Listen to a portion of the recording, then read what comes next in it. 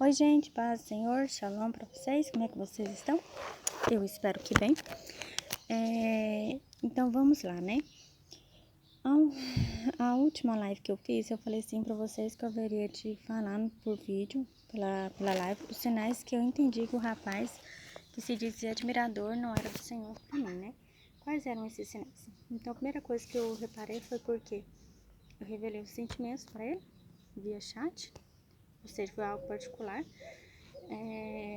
No Facebook, porque ele morava em outra cidade, em outro estado, e ele viu e não respondeu, né, de prontidão. E demorou algumas semanas e isso ficou constrangedor, demais porque estávamos tendo aula ao vivo, né, então ficou um pouquinho constrangedor. Segundo, eu acabei bloqueando ele no Facebook, porque alguém entrava na minha conta e mandava coraçãozinho como se eu tivesse mandado. E eu fiquei sem saber, e ficou constrangedor. Eu decidi bloquear o rapaz e depois eu acabei cancelando a conta do Facebook, por esses outros motivos. Depois, né, o que aconteceu?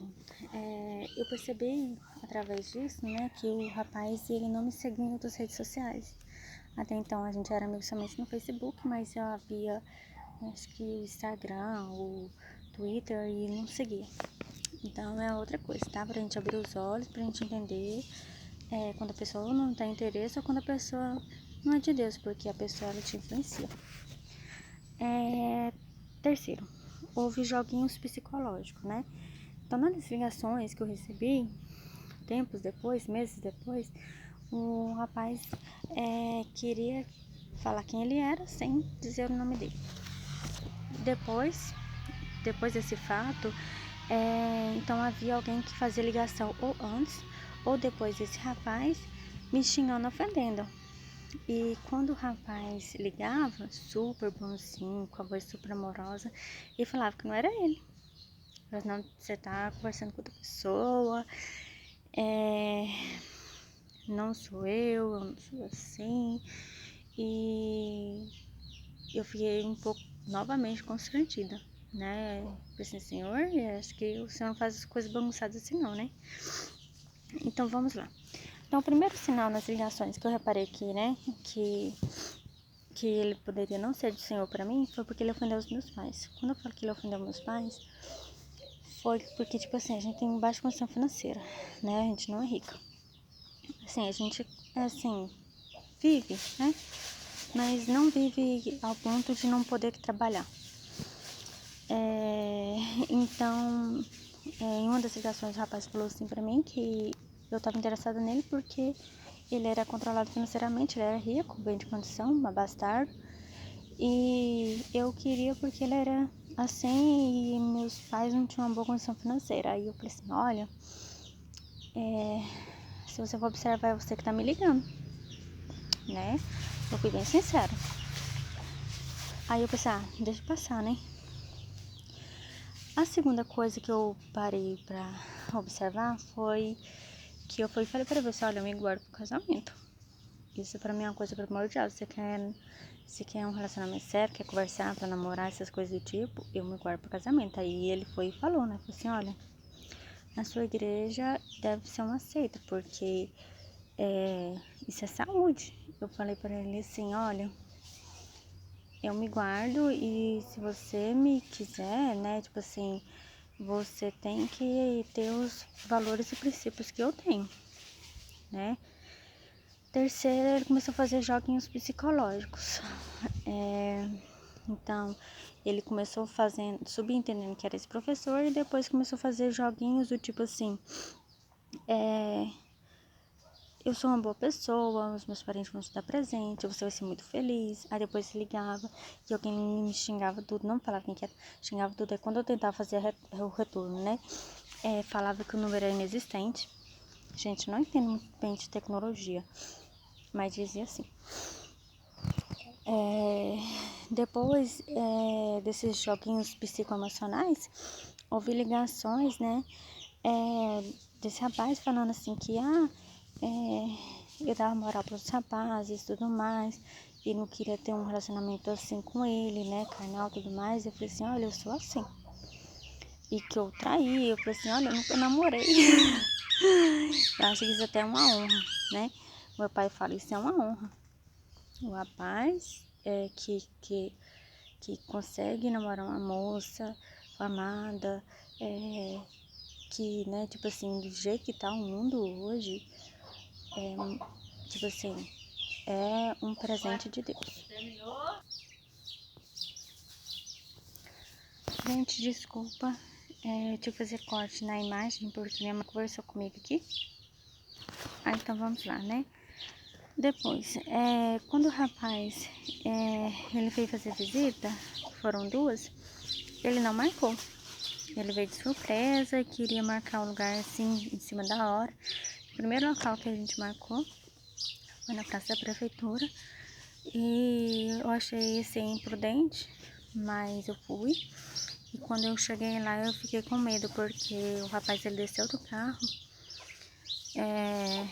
não permitiu que eu alcançasse o banco, né, pra sentar, e deixou a porta do carro aberta. E me chamou, e eu falei assim, a gente é prudente, a gente tem que ser prudente. E eu não vi isso como um sinal de Deus, eu fiquei com medo, né? Repara, a mãe tá bem ali conversando, dando comidinha pras galinhas. Então, eu queria que ele conhecesse os meus pais. Só que ele arranjava alguma desculpa. O horário, tem que ser agendado, eu venho de longe, isso e aquilo, né? Depois eu queria que ele quis que eu viajasse, entrasse no carro do motorista, com o motorista, e fosse viajar.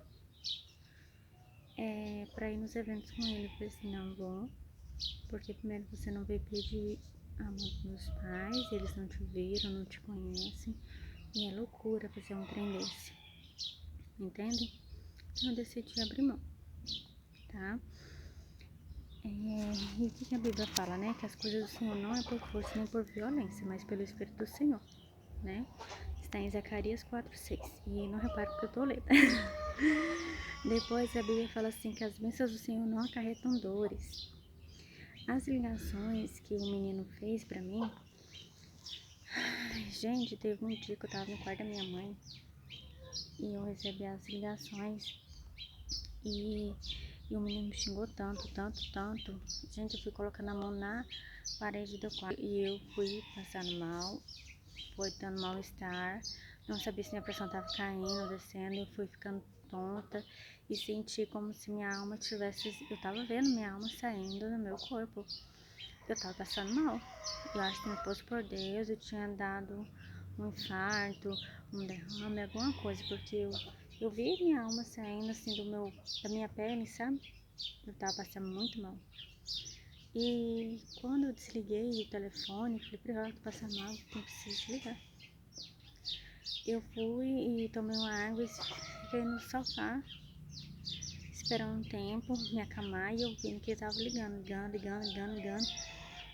E eu fui decidir, quando eu vi que eu estava melhor, eu fui decidir atender.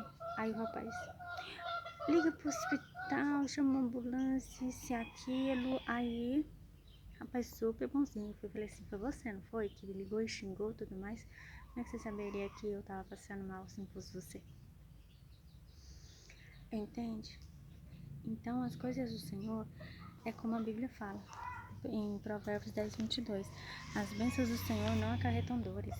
Se o rapaz não respeita os meus pais, ao ponto de, e nem me respeita, né, ao ponto de vir me pedir, né, pedir que tivéssemos a bênção deles no início, isso é importante para mim, deveria ser importante para ele. 2.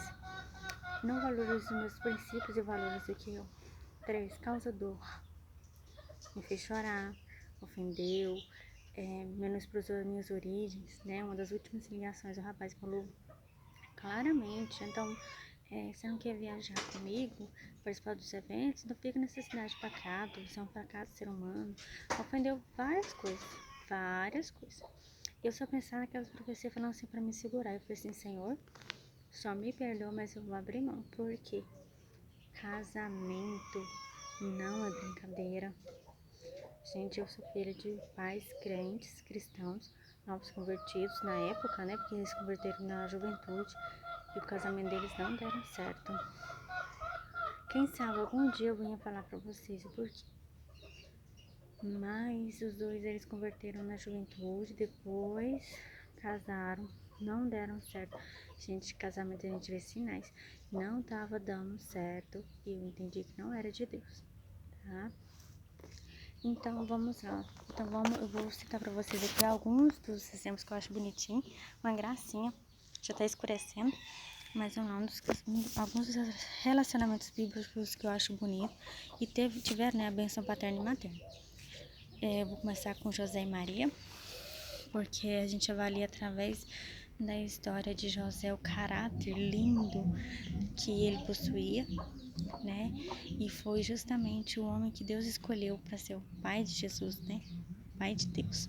Quem é cristão e teme a Deus, sabe? Entende que Jesus é o Messias, o Filho de Deus, então a gente avalia o caráter, um pouquinho do caráter de Deus a partir da escolha que ele fez de José, tá? Segundo é Isaac e Rebeca. Todo mundo sabe que ambos se entenderam que era do Senhor e teve uma oração e a confirmação que era do Senhor através da oração de um servo, que a Bíblia fala que ele nem temia, fala a oração desse servo, Senhor do meu Deus, né? E terceiro é Ruth e Boaz, que eu acho lindo. Eu entendo várias coisas aqui que é do Senhor. Primeiro, ele buscou primeiro saber quem era ela. 2, ele incentivou ela queria trabalhar, ele incentivou. A Bíblia fala que ele convidou ela para sentar à mesa junto com ele e repartiu do alimento dele com ela. Ele pediu que os seus trabalhadores, sem que ela visse, deixassem milhos, espigas na frente dela, facilitando o trabalho dela. 3, expressou o sentimento, né? Quando ela falou particularmente para ele que ela gostava, que era familiar, próximo, ele entendeu e decidiu ser o protetor e provedor dela, né? Houve santidade no relacionamento deles, honrou o nome do Senhor. E por último, eles temiam a Deus. Quando ela foi trabalhar com ele, ela já temia o Senhor. E isso é outra coisa importante. Gente, cuidado com o jugo desigual. Muito cuidado com o jugo desigual e desvalorização dos seus valores, tá bom? Por isso, terminando aqui, paz com Deus, shalom. Beijo.